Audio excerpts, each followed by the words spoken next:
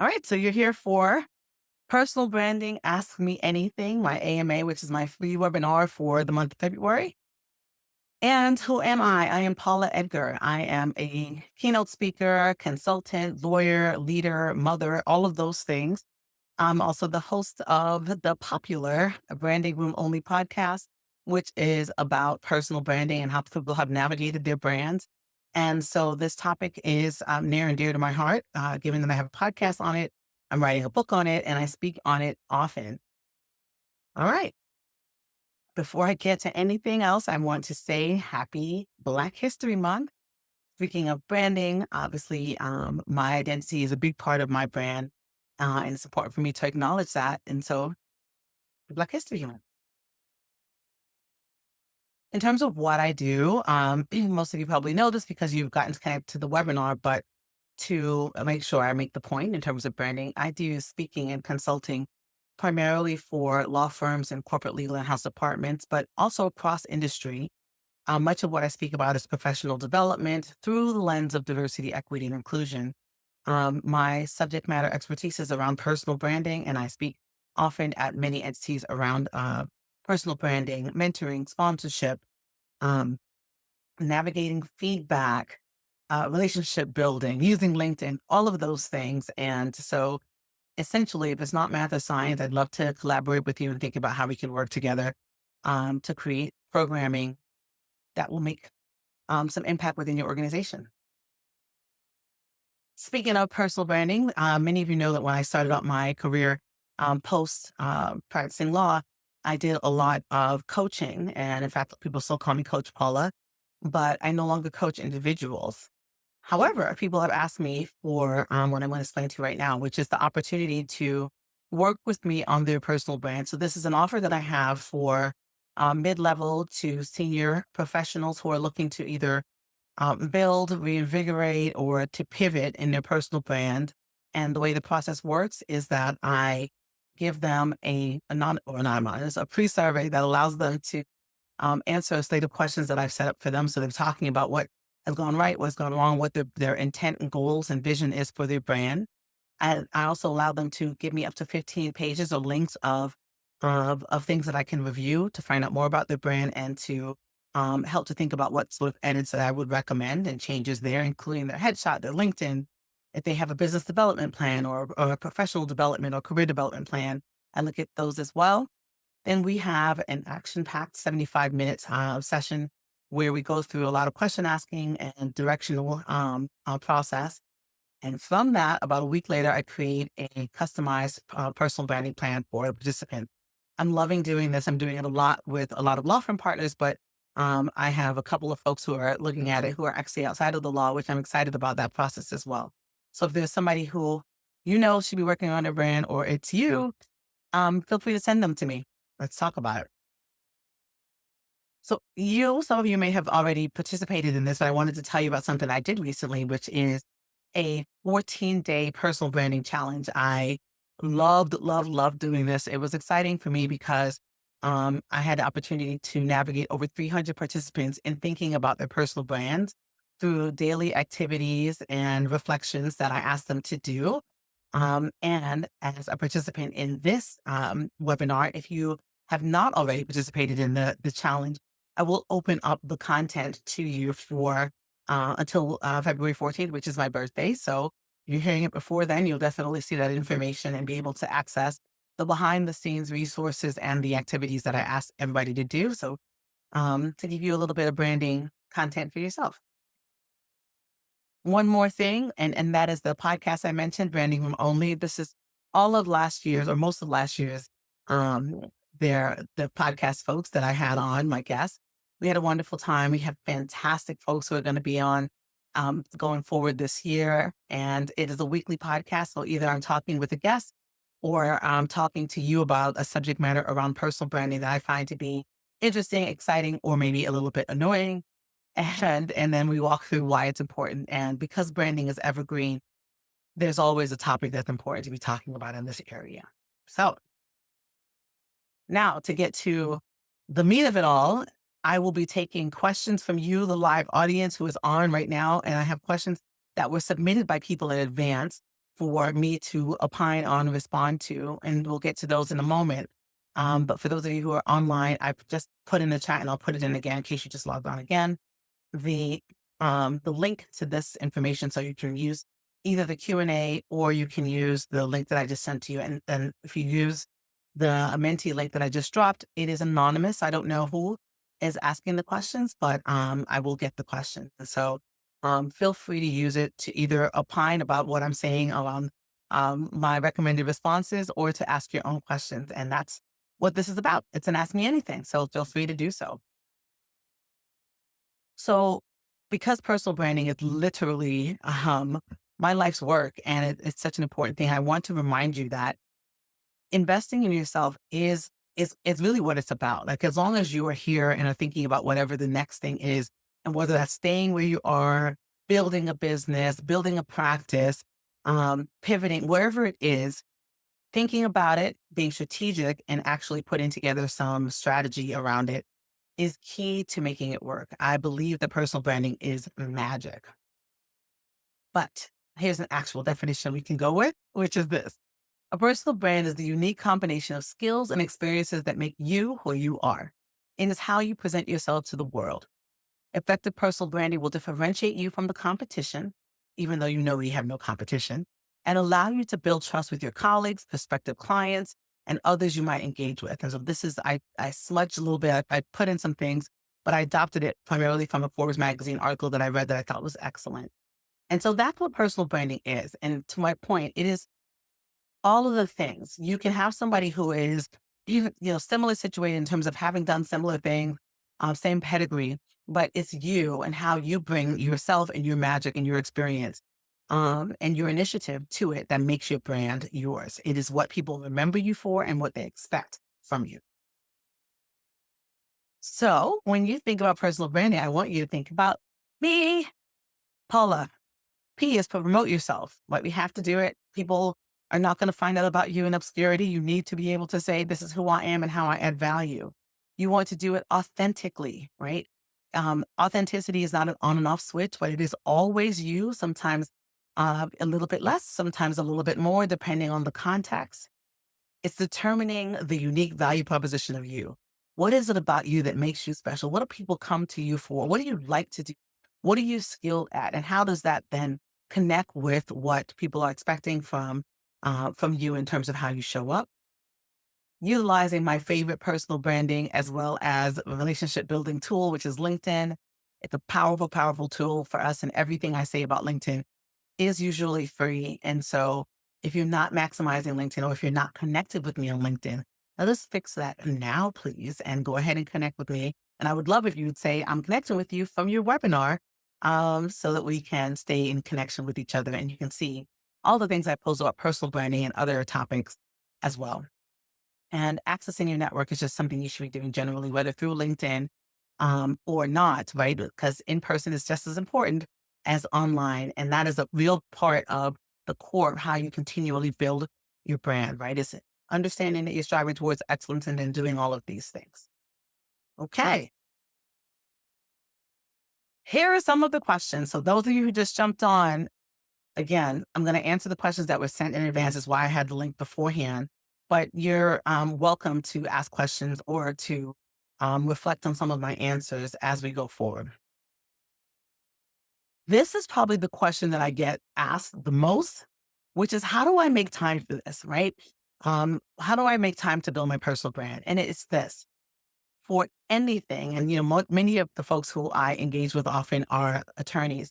But this is for anybody. Anything that's important to you, you will put time and energy and effort towards. It is not necessarily always the same time, effort, and energy, but it's the same way they say that, a contract, if you're going to commit to it, you write it down. I believe that taking time, so on your calendar, saying this is the time I can commit to weekly, and whether that is an hour or it's 15 minutes in different blocks, make sure you do something and don't just kind of think about it in concept. And of course, I'm fine with having non-scheduled branding time, but I know that when you say that this is the time for me to reflect on, think about, plan, and be strategic about my brand, it actually happens. So for me, I have 3 times a week on my calendar, post something on LinkedIn. I also have time to think about what I want to do in terms of branding. And so it's this: commit to it, put some time on the calendar, and then also think about using my favorite tool, which is a Pomodoro method. And let me show you my Pomodoro clock. So it is a clock that allows you to have different time increments, and then you can decide how long, and it will beep, and then it will go on an alarm. So it lets you say, "This is what I'm going to commit to," and then actually do that. Um, and it helps me to just stay focused. Again, not making up or building everything over and over again. When you're thinking about wanting to build your brand, repurpose things. What are some things you've already spoken about that you can turn into writing? What are some things that you've already written about that you can maybe speak on? Are there ways that you can have content? Can you leverage something that you've already done for something else? Because it doesn't have to be always rebuilding stuff. It's also thinking about how current events impact whatever the topic is. So you can say, insert X just happened in the news today. And I've been thinking about this for this amount of time. In fact, I did a program on this, and I'd love to share with you some bullet points from that, right? Just think about where you've already done things and how you can repurpose it towards your benefit. Because branding is about visibility, and whether it's visibility in terms in front of people live, visibility in terms of having content when people Google you, or visibility using social media or showing up in it and interacting, networking. You have to be visible, you have to be consistent, and you have to make the time for it. So that's my answer about making time. My other sub point is this, is that folks will always complain to me about not having time. And then the next breath over also talk about what they binge watched. So I want us to have all of those times. I don't want to say don't binge watch anything, but I wanted to say, when you look back in a week, in a month, in 6 months, in a year, how are you going to look at how you invested the time that you do have to the things that you want? Because when you put it and make it a priority, it becomes that. So let's see, I'm going to stop for just a minute. Let me stop sharing for a minute to see if there are any questions or comments or reflections on that timeline. Again, I get asked this all the time about this time and how to manage that. Okay, someone said no, but that was help. Okay, good. So again, don't stress yourself out about it, and don't beat yourself up if you are not consistent on it in terms of doing it the same amount of time each week. But like with meditating, if you don't do it once, make sure you go back and make sure you do it again the next time. It's not going to expire, but what you put in it is what you're going to get back from it. Okay, where do I start? My answer to this is, guess what? Even if you have not focused on it before, you have already been and started and built a personal brand. But is it the brand that you want? And that is the question, right? Is it that people are using the right words around you? Are they describing you the correct way? Are they able to refer work or opportunities to you based on what they know? And the answer is, if you haven't exercised your brand muscle and started building it, is that they may have the wrong answer, or even worse, no answer at all. A lot of folks will say, "Oh, I didn't think it was important. I put my head down to do the work." And you should do the work, and you should put your head down to do the work, but it can't be or, it has to be and. You have to do excellent work. You have to produce. People need to be able to rely on you if you want a strong brand. However, focus on it gets you opportunities quicker. It makes you more strategic, makes you more thoughtful, and it brings people on board with you, both digitally as well as in person. So don't get stressed out about this. Is the reason why I did the challenge in the first place. Again, you'll get access to the challenge information. It's because I know that small bites will also help you get there. Nobody builds a brand in a day, but you do build a brand every single day, and you should be thinking about it. And that can be, I'm going to change how I decide I want to show up on a Zoom. I'm going to start wearing less sweatshirts and more blazers, or I'm going to make sure within a meeting that I'm going to ask a question that I know will at least have folks, if I don't have the answer, but have people thinking that I really put some thought into what's going on. Because again, branding is about perception, and it's also about strategy, right? So knowing what your unique value proposition is, right? One of the first things I had folks do is to think, what are people saying about you when you're not in the room? What are you saying about yourself? And do they align? And then in terms of your skill set, what are they? And bringing other people on to answer those questions with you, because oftentimes if it's a skill that it just comes to us naturally or really good at, we devalue it because it's just something that's easy for us, but it is still a skill and we need to identify it so we can amplify it. Right. I want you to amplify the things you do well and while you grow the things you don't do as well. And that's again branding. It's all marketing, but not marketing in a fake way, marketing in a very authentic and accurate way. So let me see any thoughts about that. It's another question that I think is helpful. You remembering that you still have a brand even if you haven't focused on it. What you want is the brand that you would like to be known for, the brand that's going to help you to get opportunities and next steps, and not a brand that may be not working for your goals and your vision for yourself. Because if somebody is like, "Oh, I love this person," but they're giving them the wrong information when they're introducing them, or seeing opportunities that they could be ready for and not sharing it with them, it means there's misalignment, and you want to get aligned so that folks can be your partner in this and you can also help yourself. Okay. Now, now we're getting into the challenging things. So how does one cope with personal branding after being terminated? What does one say? So this is something I'm probably going to do a whole entire podcast on because I think obviously with what's happening in the government level and also just generally that happens often is that folks can be laid off, terminated for a multitude of reasons. And before, even if you're looking at the bullet points, before you even focus on the lessons learned, being terminated or laid off is a loss. And with any loss, you have to grieve it. And is that the challenging thing is that, it's hard, right?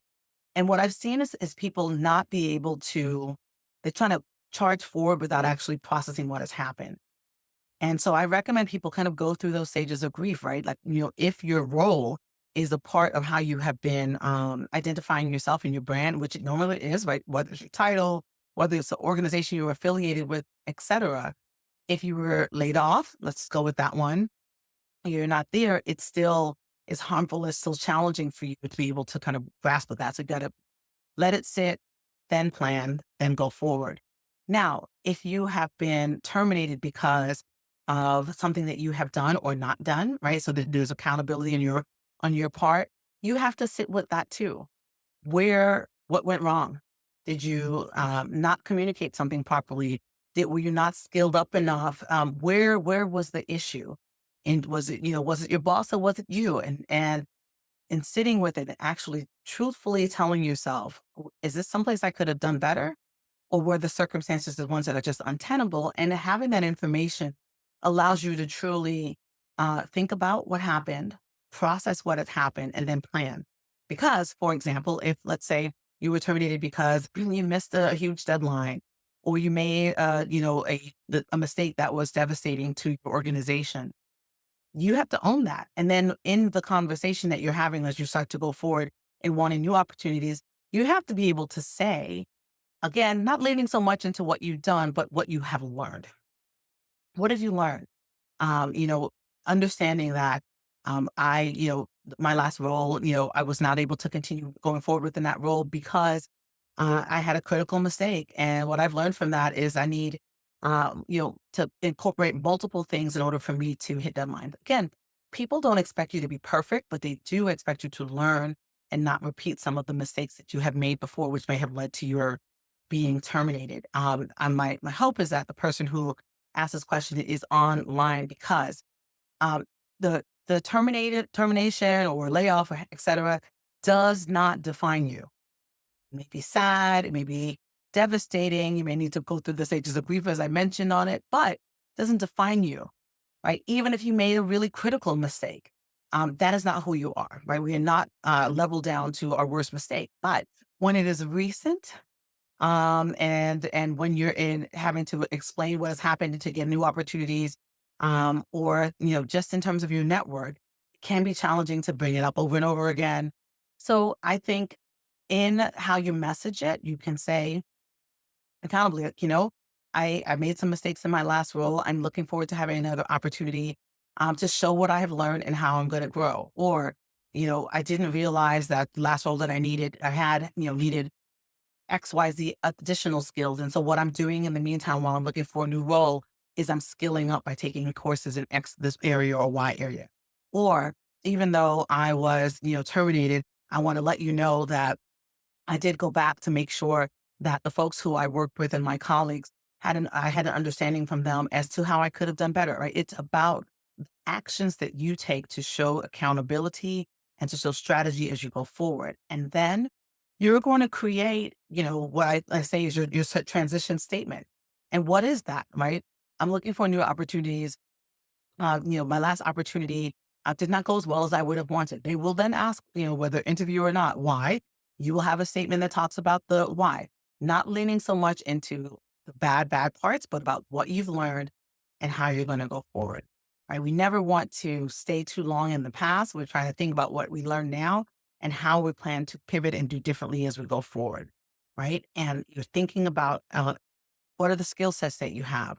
Who are the people that you know? What were you known for that was good as the things that you want to highlight versus the challenges that you have? And the hope is that, that whatever the mistake or issue that you had, that you are able to remedy it. But you do have to take accountability. You do have to figure out what you need in order for the last experience not to happen again. Now, if you're laid off, it's not your fault, right? You can't anticipate or do anything about that. And I do think that our society is a little bit more understanding and open about gaps based on layoffs, particularly because a lot of layoffs are public and people can kind of expect and seeing what your past trajectory has been.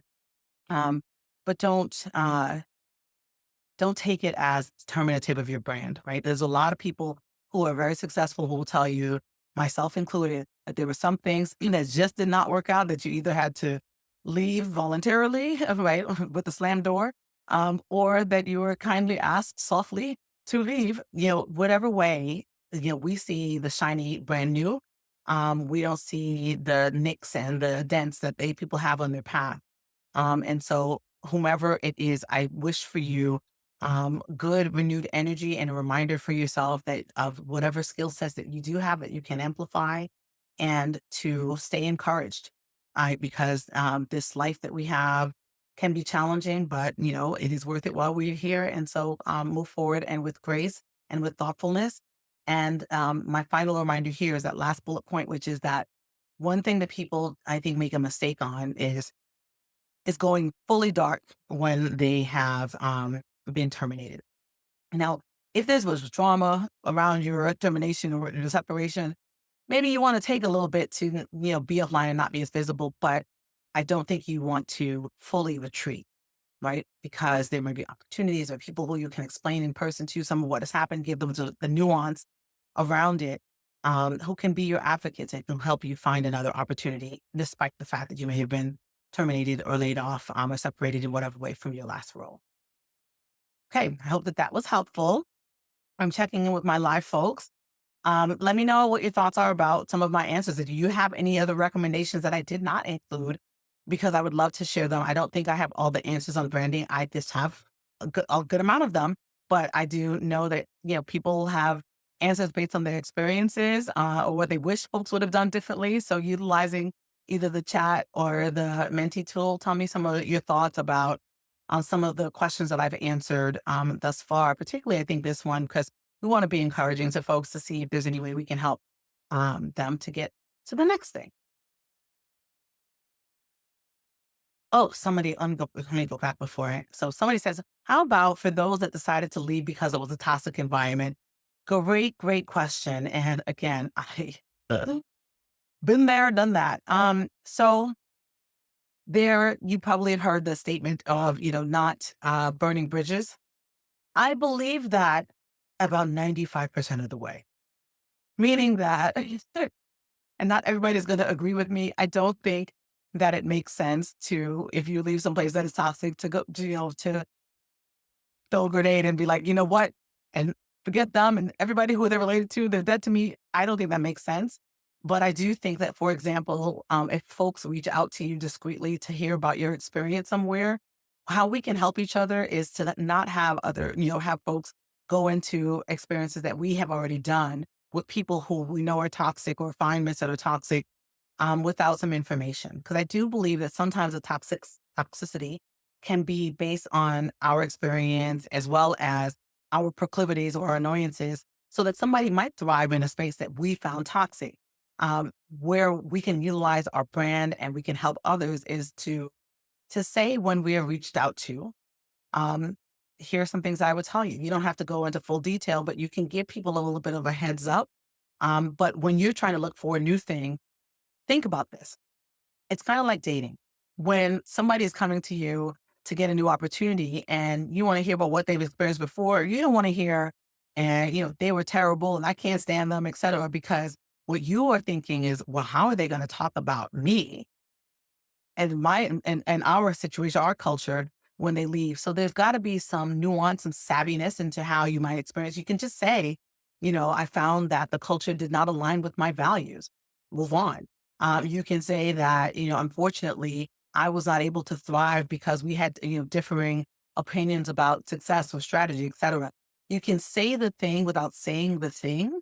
But that 5% I was talking about, there are some times that I just believe that we need to stop stop accepting toxic places, to call them out. It's why I love the anonymity of sites like Glassdoor and other places and forums. Where, Reddit has a great subreddit on a lot of employers and a lot of sectors and professions, to kind of find out the things that we need to know. Places stay toxic while they're not held accountable. They stay toxic because they allow people to stay there and make folks' life miserable. And, at some point we have to say enough is enough. That's my thought. Happy to hear other people's thoughts about that. I want to. Somebody says exactly that. So on one hand, tell them discreetly. I love group chats. I love, the discreet messages before you take a role so that you can find out all of the context. I don't think that a lot of people utilize exit interviews in a truthful way because, again, it is aligned with your brand, what you say, even when you're leaving. But to that end, there's some good that we can do when we say some truths, maybe not all the exact truth about folks or situations when we go, to be able to help other people. No matter what, find a way to be able to relay that someplace is toxic. We are navigating way too much in life to be living in misery when we can make a choice based on someone telling us or someone's telling us what we can expect. And at least if we decide we still want to take opportunities, because again, one person's toxic is another person's thriving space. But to have that information makes sense. So when you're looking for a new role, I don't believe in taking any new job without talking to somebody who was there before or who is currently there. Ask. That's how we use our network. That's why having a big and important and strong brand is good, right? So that somebody can say, "Hey, I know somebody who you should talk to in that role before you take it, before you accept the offer. Let me get you some insight. Do your due diligence search, right? You want to make sure that you're not creating, continual toxic environment situations for people. Great question. And I think a perfect add on to that, to the terminated question. So thank you for that. All right. So this is another question I often get live as well, which is, Paula, what if I have, look, this is what I do, but I have a side gig. How do I do multiple things at the same time? So I do think, and I think particularly post COVID, that there are a lot of folks who are like, you know what, this cannot be life. Can I just do this job and that be it? And I have other interests that I want to explore, but in order to really explore them fully, I have to have some sunlight on the fact that I'm doing both. So, couple things. One, you want to make sure that you doing something else is not counter to or even prohibited by your current role. And if it is counter to or prohibited by, you're going to have to be a little bit more savvy in how you brand yourself. It's probably going to be more in-person stuff versus using social media or LinkedIn, or a website. So it depends. But most times people think, oh, nobody cares about the fact that I don't know, I write romance novels, even though I'm a lawyer, or I'm this and I do that. And I think as long as ethically and values wise, they don't conflict, they usually are symbiotic in some way. And in fact, I think they can really help the core thing that you do as well. Why? Because people like people. People don't just like what you do or your role. They like to know and to connect to the facets of you. That's why social media is so powerful. Right? People will tell you on social that what I'm an expert on branding. I'm a speaker, a keynote speaker, but also that I love Idris Elba and that I love Prince and that I'm gonna go to Beyonce concert, right? Like, there are things that I share to show the authenticity and the full breadth of my interests that makes it that I have more conversations, that I have more interaction, and I have deeper relationships and connections because of that. So to think about how whatever it is that you're currently doing and that you are interested in or you want to do, how they come together. Is there a skill set overlap? Like, so my skill in X is really what made me want to do Y. And I want to share with you that I do both of these things. It's usually how I see it. So an example, I did, I went on something called a tech walk last year where a good friend of mine, Christy, and she has this initiative called Tech Walk where you walk as a group, I don't know, a mile or a mile and a half walk in Central Park mostly. And there are subject matter experts that are going on the walk with different groups and you can switch groups in the meantime. So I, of course, was talking about personal branding and I was talking to this woman and she was, oh gosh, now I can't remember what her main thing was, but I think she was in medicine, but she was also interested in real estate. And so she was like, "Well, I can't talk about both of them because the people who are in my like the medical area are going to be like, why is she talking about this?" And I was like, "Well, what's the connection between the two? How did you even start being interested?" And she talked about during COVID about how there was a lot of vacancies in places, and she started looking at how real estate was being impacted. Now I was like, "That hello." COVID, medical, real estate. You just told me how they came together. And you can say, post COVID, my interest in real estate really spiked. You know, how people move, where they move because of the pandemic, what opportunities came out, what opportunities weren't there because of, the interest rates and availability of play. So I think I've only seen it maybe 2 or 3 times that people have brought to me where I was like, you got to keep those fully separate." And it was because, like I said, there was a values misalignment. The person was doing something in the daytime totally different than what they were doing on the evenings and the weekends. And I was like, you probably want to bring that together because it's going to cause you challenge in both places, actually. So again, finding where there's connection or finding where you're building skills and utilizing opportunities. You may not be wanting to tell folks about your side gig or your other interests on your initial connection with them, but people who you have built relationship with are going to want to hear more. If you just take a moment to look at, maybe even 10 or 15 LinkedIn posts, you will see that people will bring in you know, something, some reflection or share a resource or have some writing about something that is aligned with what they do. And then they'll bring something personal in, right? Like I saw someone talking earlier this morning about how they are thinking about how to ask questions.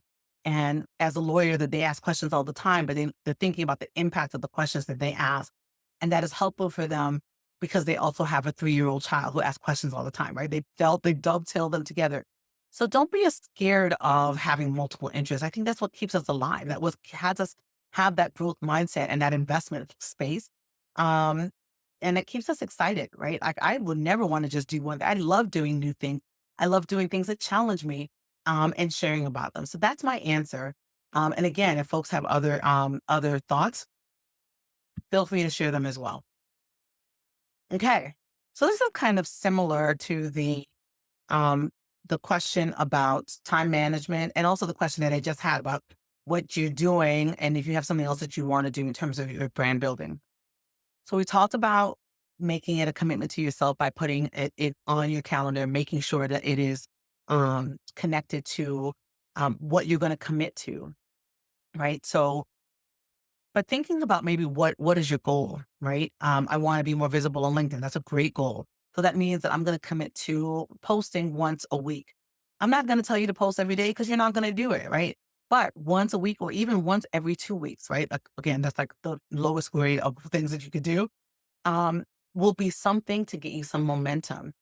Um, Here's a place where people ask me, it's kind of a subset to this question. People ask me all the time, well, I don't want to post too much on LinkedIn because if I do, then my employer will see and they'll think, well, why are they posting so much? I gotta say, this frustrates me a lot. It frustrates me because, number one, we're not from 9 to 5 fully only doing, insert check mark here. That's just not how life works, especially because we have multiple phones and the gadgets and options to us. So that's just not how it works. If you're in a place where folks are like looking at your LinkedIn, trying to decide what time it is, et cetera, you probably don't want to be there because unless you're not getting what you need to get done, that's a different story. Like if you're always on social, always doing something else and not, actually accomplishing things, that's different. But I don't think that we should be so micromanaged that people are looking at the minutia of how we're doing things. On the other hand, too, is that a lot of people who are not nuanced about tools like LinkedIn, or even just, people, how they navigate work and life generally, you can schedule something in advance. I'd send a lot of emails at like 1 in the morning because I can't sleep or have you, but they're going to be delivered into an inbox at 9, right? I'm scheduling them. Same thing with LinkedIn. You can draft a post, up to a month or two early if you want to decide that's going to be released on X day. So if you're like me and are very busy, I also have ADHD. That there are some days where I'm getting a ton of things done. And those are the days where I'm like, okay, and I have this idea for the post and I'm going to schedule the post or draft it out. And so I have it and then I'll post that later. Or I have an idea for my newsletter. I'm going to draft this out and then I'll think about it later. So use the momentum that you have. If you have momentum times or freer times to get more things done, do some thinking. So don't think about it as a balance, but thinking about it as maximizing the time and energy that you have to get things done when it comes to your personal brand.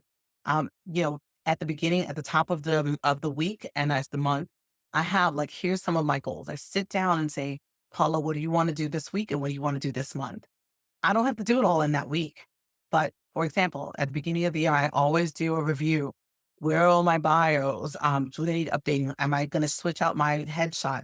Those are all brand moments and brand things, but I don't do them all at once. At the end of the week, I look back and say, what did I do? And what can I then do going forward? It's just about keeping yourself accountable to kind of pushing the pile always, right? Continuing to make some moves. It doesn't have to be big moves all the time. Little ones are helpful, hence the challenge I talked about. Also, to what I said earlier, making sure you reutilize content. You can reutilize content not just in online, but also thinking about in meetings. I was actually just in a meeting recently with someone who was like, we are always talking about the next thing, but I want to remind folks because we've had new people who have joined us since about a couple of resources that we built 2 years ago that I think are still relevant to our dialogue today. And they brought back, here's some resources. And I thought it was such a smart brand move because number one, it talked about the longevity at the organization. Number two, talk about the fact that they were thinking about upskilling and onboarding the new people. And number three, it brought back the fact that they had added value 2 years ago on something they participated in, right back to the forefront. Didn't have to do anything else, but just mention it. So brand building is strategic. It's thoughtful. Um, so there's that. The other thing, and I'm trying to balance in my answer, is that everything is not only online. Think about what you're doing in person, right? All of those things are branding. So you're thinking about how you are doing your elevator pitch, right? So to that end, answering the question about how do you balance your workload and professional responsibilities, it's like anything else, deciding what your priority is, not beating yourself up to say, oh my goodness, I didn't, insert this long list of branding items this week. But what did you do? And more importantly, if you didn't hit the goals that you wanted to last week, what are you going to do differently going forward? What I know for sure is having coached people in the past, but also doing these personal branding strategy session offer that I was telling you about, is that I set up the action plan. And here's some little things that you can do right now to get some momentum. And here's big things that you need to do going forward. And then you can decide what you want to do in those things. Like yesterday, I built out a whole scope of what I'm going to do for all of my free webinars for the year. I was shocked by myself. I was like, my goodness, I'm shocked. But I had one of those moments where I had time, energy, and I was like, okay, I'm going to do this now. That might not be tomorrow. In fact, I know it won't be tomorrow because I'll be speaking at a conference tomorrow and I won't have the time. So utilize those things to not get balanced, but to use and momentum properly. All right. In our last 5 minutes, I'm going to just remind the people who are online, if you have questions, ask me them now. But I think that this might be the last or the next to last question that I have what was sent before. What do my introverts do to build a personal brand without feeling inauthentic? So first, I need to give you my manifesto about introverts that I always tell people, which is this. Introverted people are better at networking and relationship building and sometimes branding better than folks who are extroverts. I'm sorry, I say that as a profound capital E extrovert myself, but because introverts like, it drains their energy and they may not want to do it as much. They're much more strategic when they do, and they're much more impactful when they do. So they're the people who are going to show up early to an event to talk to a speaker. They're the people who are going to know the one question that they're going to ask or respond to in a meeting because everything else is going to drain them. So they're more impactful because they're more consistent.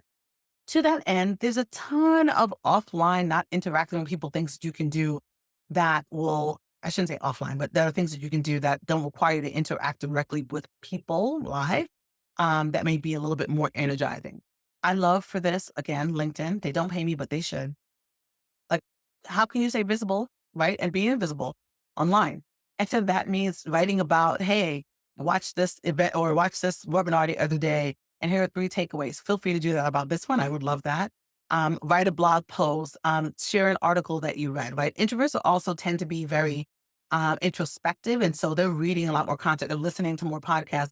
So use that because you're doing it to then opine on it and share your feedback. That's a way that you can show your investment in yourself, and you can also show your value proposition without so much in-person draining kind of things happening. Also, think about how you relationship build and connect with folks one-on-one or in smaller groups versus bigger groups, or commit to, if you're going to be in a big group, going early or going a little bit later, and or being very thoughtful about who you want to meet in an event. Um, those are the things that I think about up front. If you're introvert online on the call right now, please let me know if there's other things that you can do. It's about energy management for the most part with introverts, but finding out or thinking about ways to show your value without having to be so um, present physically with people is important. But it's not it's not and, it's or. Sorry, is that Mm, it is and not or. I can talk. You need to be doing both, but think about how you want to make in-person interaction impactful for you, right? And maybe that's less time or with less people, and then be consistent around what you do when you are putting content online. So that's my answer to that. Um, the other thing too here is a bullet point I don't want to forget.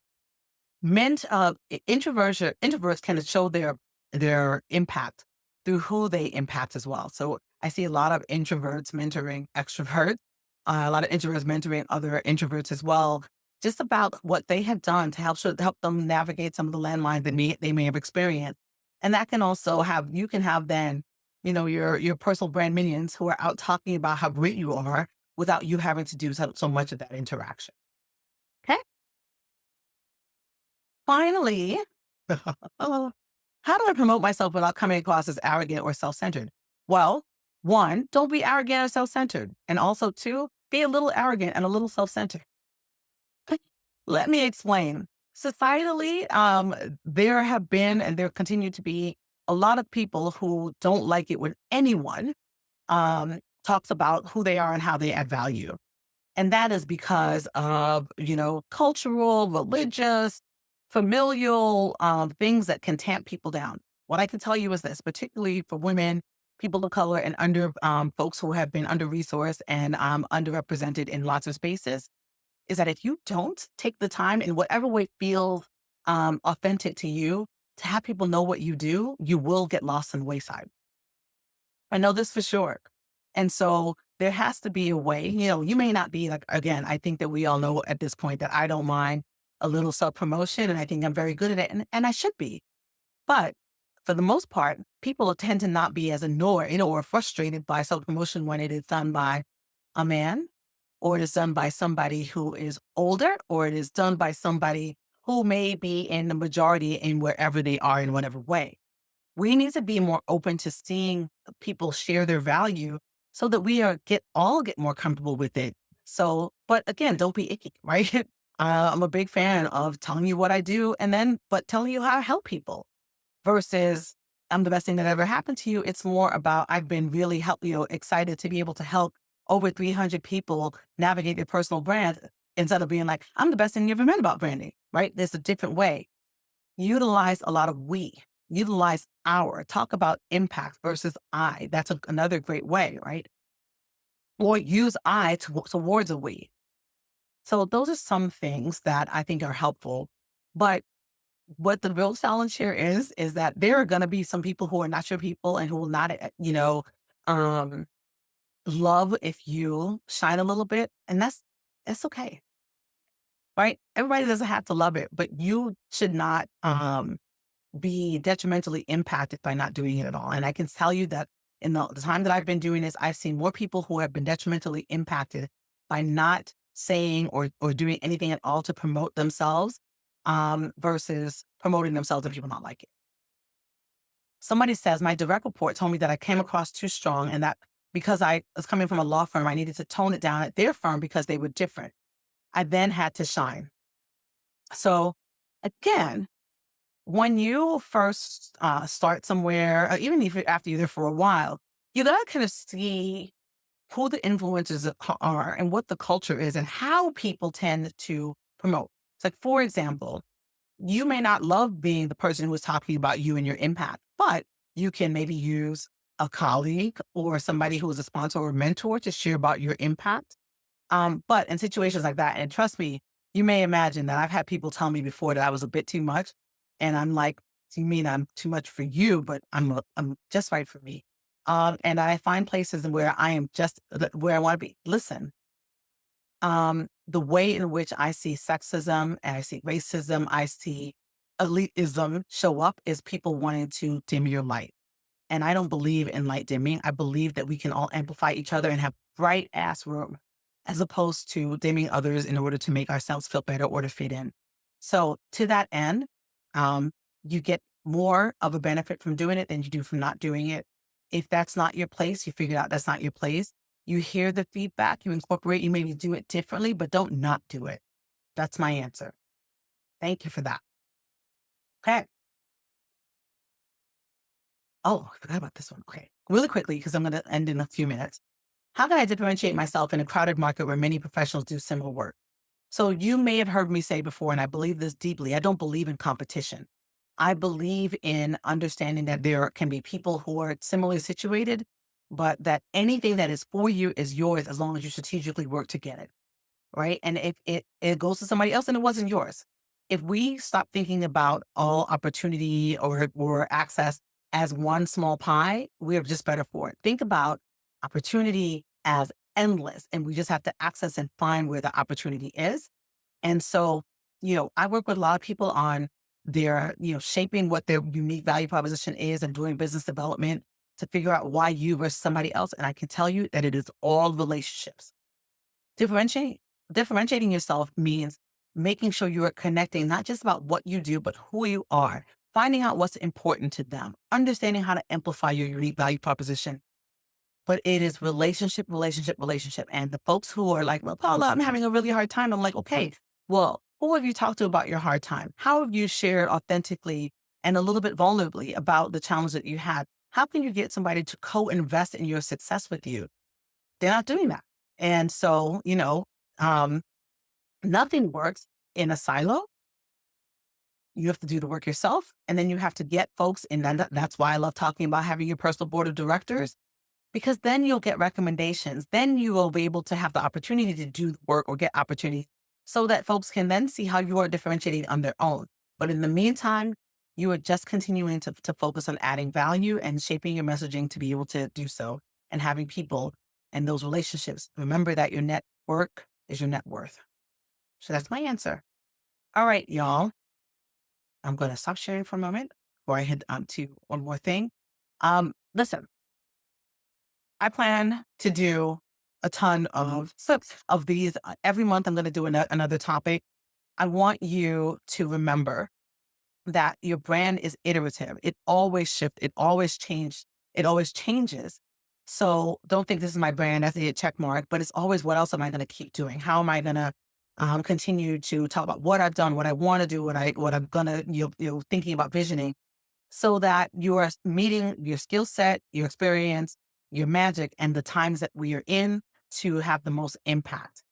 Um, Please remember, it is never too late to build your personal brand. Never too late. For next month, I plan to do a session on navigating microaggressions in the new times that we're in, and particularly microaggressions that are gender based towards women. So you'll now register for it, so you'll see the information about that. And I think that's going to be a lovely conversation, particularly in what we are going through in this world right now. Please remember to tell folks that if they're looking for a speaker, if they are looking for someone to help them navigate their personal brand, that I am the person who they should talk to, and to listen to my podcast. And also, I just remembered that before I let you go, I want to give you the information about how to access, let me grab that, how to access the 14-day personal branding challenge content. So let me grab that for you and put it in the chat. So I'll actually just share the screen so you can see. Okay, for those of you who want to participate and see the things, remember this will only be until um, February 14th. Here's the information, so you can go ahead and look at the site. You can screenshot it, take a picture, make sure I'm in it, and share it with whomever you would like to at this time. But the page will go dark at midnight on February 14th. Until then, everybody, please take care of yourselves, take care of each other. Remember to stand by and build your brand always. And stay in touch and let me know how it's going. I'll talk to you all soon. Bye. Bye. See ya.